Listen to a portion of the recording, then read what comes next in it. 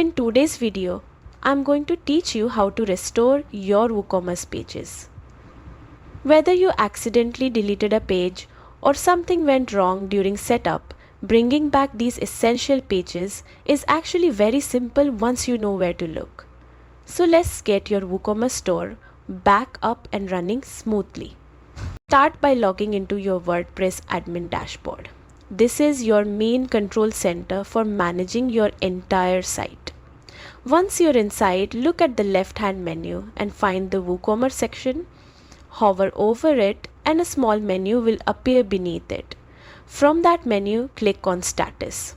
The status page shows important diagnostic information about your store. At the top, you'll see several tabs.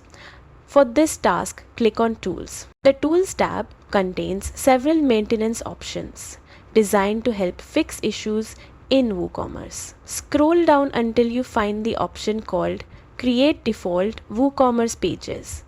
This feature is extremely useful because it lets WooCommerce regenerate any missing core pages such as the shop page, cart page, checkout page, and my account page.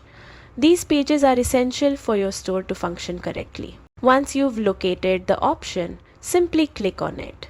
WooCommerce will immediately recreate any default pages that are missing from your website. The process takes just a moment, and once it's complete, you will see a confirmation message letting you know that the pages have been successfully created. And that's it. Your WooCommerce pages are now restored. With these essential pages back in place, your customers can browse, shop, and check out without any issues. Thanks for watching, and I hope this guide helped you get your WooCommerce store back on track.